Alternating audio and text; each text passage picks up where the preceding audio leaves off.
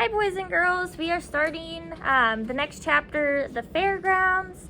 When we left off, Augie was at camp. The next day was just as great as the first day. We went horseback riding in the morning, and in the afternoon we rappelled up some ginormous trees with the help of the nature guides. By the time we got back to the cabins for dinner, we were all really tired again. After dinner, they told us we had an hour to rest, and then we were going to take a 15-minute bus ride to the fairgrounds for an outdoor movie night. I hadn't had the chance to write a letter to Mom and Dad and Via yet, so I wrote one telling them all about the stuff we did that day and the day before. I pictured myself reading it to them out loud when I got back, since there was just no way the letter would get home before I did. When we got to the fairgrounds, the sun was just starting to set. It was about 7:30. The shadows were really long on the grass, and the clouds were pink and orange. It looked like someone had taken sidewalk chalk and smudged the colors across the sky with their fingers. It's not that I haven't seen nice sunsets before in the city, because I have, slivers of sunsets between buildings, but I wasn't used to seeing so much sky in every direction. Out here in the fairgrounds, I could understand why ancient people used to think the world was flat and the sky was a dome that closed in on top of it. That's what it looked like from the fairgrounds, in the middle of this huge open field. Because we were the first school to arrive, we got to run around the field all we wanted until the teachers told us it was time to lay out our sleeping bags on the ground and get good viewing seats. Did Willow come in and come back down, or? She said she was going to speech? She hasn't made it down to my room yet. Oh, okay. Because we were the first school to arrive, we got to run around the field all we wanted until the teachers told us. We unzipped our bags and laid them down like picnic blankets on the grass in front of the giant movie screen in the middle of the field. Then we went to the row of food trucks parked at the edge of the field to load up on snacks and sodas and stuff like that. There were concession stands there too, like at a farmer's market, selling roasted peanuts and cotton candy. And up a little farther was a short row of carnival-type stalls, the kind where you can win a stuffed animal if you throw a baseball into a basket. Jack and I both tried and failed to win anything, but we heard Amos won a yellow hippo and gave it to Zamina. That was the big gossip that went around, the jock and the brainiac. From the food trucks, you could see the corn stalks in back of the movie screen. They covered about a third of the entire field. The rest of the field was completely surrounded by woods. As the sun sank lower in the sky, the tall trees at the entrance to the woods looked dark blue. By the time the other school buses pulled into the parking lots, we were back in our spots on the sleeping bags, right smack in front of the screen. The best seats in the whole field. Everyone was passing around snacks and having a great time. Me and Jack and Summer and Reed and Maya played Pictionary. We could hear the sounds of the other schools arriving, the loud laughing and talking of kids coming out on the field on both sides of us. But we couldn't really see them. Though the sky was still light, the sun had gone down completely, and everything on the ground had turned deep purple. The clouds were shadows now. We had trouble even seeing the Pictionary cards in front of us. Just then, without any announcement, all the lights at the ends of the field went on at once. They were like big, bright stadium lights. I thought of that scene in Close Encounters when the alien ship lands and they're playing that music. Da-da-do-da-dun. I don't know how the music goes. Everyone in the field started applauding and cheering like something great had just happened. Be kind to nature. An announcement came over the huge speakers next to the stadium lights. Welcome everyone. Welcome to the 23rd annual Big Movie Night at the Broarwood Nature Reserve. Welcome teachers and students from MS 342, the William Heath School. A big cheer went up from the left side of the field. Welcome teachers and students from Glover Academy. Another cheer went up, this time from the right side of the field. And welcome teachers and students from the Beecher Prep School. Our whole group cheered as loudly as we could. We're thrilled to have you as our guests here tonight, and thrilled that the weather is cooperating. In fact, can you believe what a beautiful night this is? Again, everyone whooped and hollered. So as we prepare the movie, we do ask that you take a few moments to listen to this important announcement. The Broarwood Nature Reserve, as you know, is dedicated to preserving our natural resources and the environment. We ask that you keep that in mind as you walk around the grounds. Do not venture beyond the orange cones at the edge of the fairgrounds. Do not go into the cornfields or the woods. Please keep the free roaming to a minimum. Even if you don't feel like watching the movie, your fellow students may feel otherwise. So please be courteous. No talking, no playing music, no running around. The restrooms are located on the other side of the concession stands. After the movie is over, it will be quite dark, so we ask that all of you stay with your schools as you make your way back to your buses. Teachers, there's usually at least one lost party on big movie nights at Broarwood. Don't let it happen to you. Tonight's movie presentation will be The Sound of Music.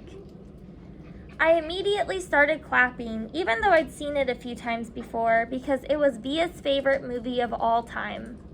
But I was surprised that a whole bunch of kids, not from Beecher, booed and hissed and laughed.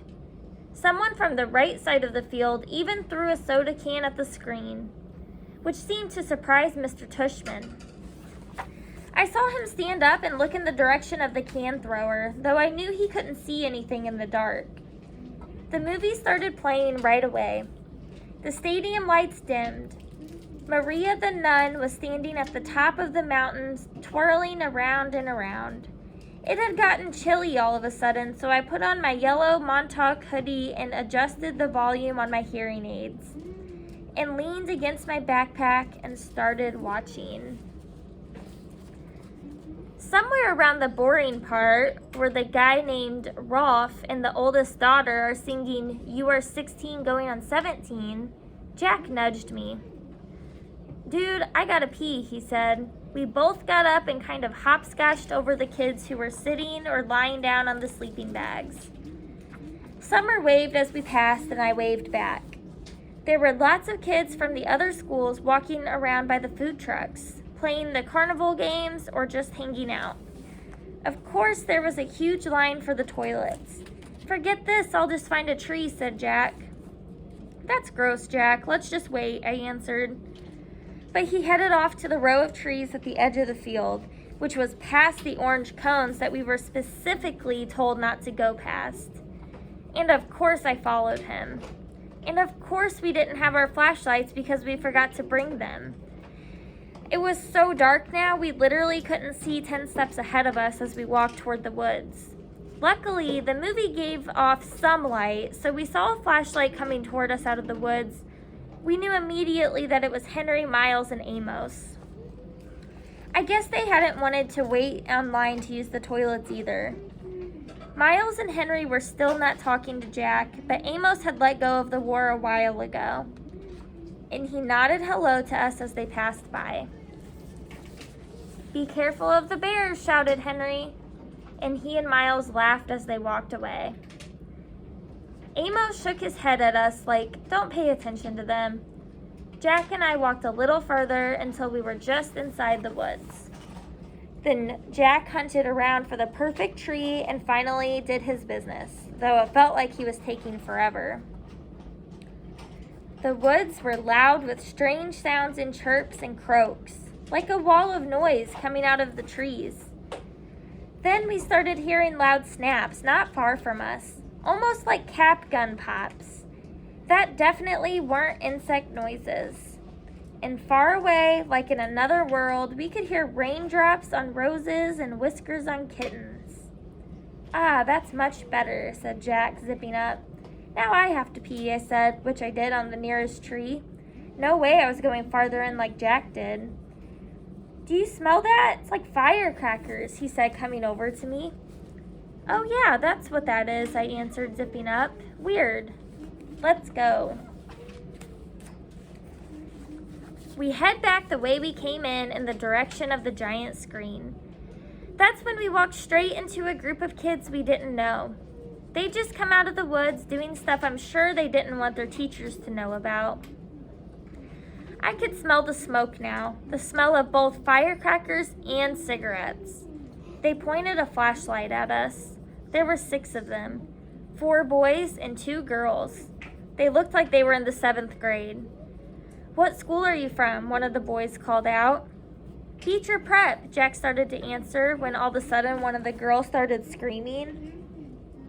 "Oh my God," she shrieked, holding her hand over her eyes like she was crying. I figured maybe a huge bug had just flown into her face or something. "No way," one of the boys cried out, and he started flicking his hand in the air like he just touched something hot. And then he covered his mouth. "No freaking way, man, no way." All of them started half laughing and covering their eyes now, pushing each other and cursing loudly. "What is that?" said the kid who was pointing the flashlight at us. And it was only then that I realized that the flashlight was pointed right at my face. And what they were talking about and screaming about was me. "Let's get out of here," Jack said to me quietly, and he pulled me by my sweatshirt sleeve and started walking away from them. Wait, yelled the guy with the flashlight, cutting us off. He pointed the flashlight right in my face again, and now he was only about 5 feet away. Oh man, he said, shaking his head, his mouth wide open. "What happened to your face?" "Stop it, Eddie," said one of the girls. "I didn't know we were watching Lord of the Rings tonight," he said. "Look, guys, it's Gollum." This made his friends hysterical. Again, we tried to walk away from them, and again, the kid named Eddie cut us off. He was at least a head taller than Jack, who was about a head taller than me, so the guy looked huge to me. "No, man, it's alien," said one of the other kids. No, man, it's an orc," laughed Eddie, pointing the flashlight in my face again. This time he was right in front of us. "Leave him alone, okay?" said Jack, pushing the hand holding the flashlight away. "Make me," answered Eddie, pointing the flashlight in Jack's face now. "What's your problem, dude?" said Jack. "Your boyfriend's my problem." "Jack, let's just go," I said, pulling him by the arm. "Oh man, it talks," screamed Eddie, shining the flashlight in my face again. Then one of the other guys threw a firecracker at our feet. Jack tried to push past Eddie, but Eddie shoved his hands into Jack's shoulders and pushed him hard, which made Jack fall down backwards. "Eddie," screamed one of the girls. "Look," I said, stepping in front of Jack and holding my hands up in the air like a traffic cop. "We're a lot smaller than you guys." "Are you talking to me, Freddy Krueger? I don't think you want to mess with me, you ugly freak," said Eddie. And this was the point where I knew I should run away as fast as I could. But Jack was still on the ground and I wasn't about to leave him. "Yo, dude," said a new voice behind us. "What's up, man?" Eddie spun around and pointed his flashlight towards the voice. For a second, I couldn't believe who it was. "Leave them alone, dude," said Amos, with Miles and Henry right behind him. "Says who?" said one of the guys with Eddie. "Just leave them alone, dude," Amos repeated calmly. "Are you a freak too?" said Eddie. "They're all a bunch of freaks," said one of his friends. Amos didn't answer them but looked at us. "Come on, guys, let's go. Mr. Tushman's waiting for us." I knew that was a lie, but I helped Jack get up and we started walking over to Amos. Then out of the blue, the Eddie guy grabbed my hood as I passed by him, yanking it really hard, so I was pulled backward and fell flat on my back. It was a hard fall and I hurt my elbow pretty bad on a rock. I couldn't really see what happened afterward, except that Amos rammed into the Eddie guy like a monster truck and they both fell down on the ground next to me. Everything got really crazy after that. Someone pulled me up by my sleeve and yelled, "Run!" And someone else screamed, "Get him!" at the same time. And for a few seconds, I actually had 2 people pulling the sleeves of my sweatshirt in opposite directions.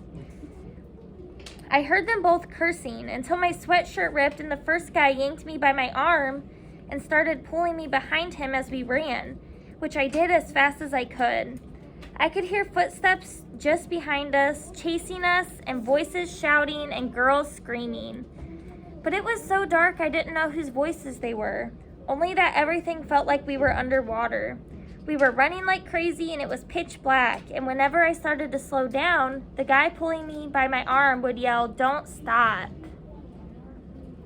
Okay, we're stopping there for today. Pretty intense scene to stop at. So we'll pick up back tomorrow. The next chapter is called Voices in the Dark. Bye.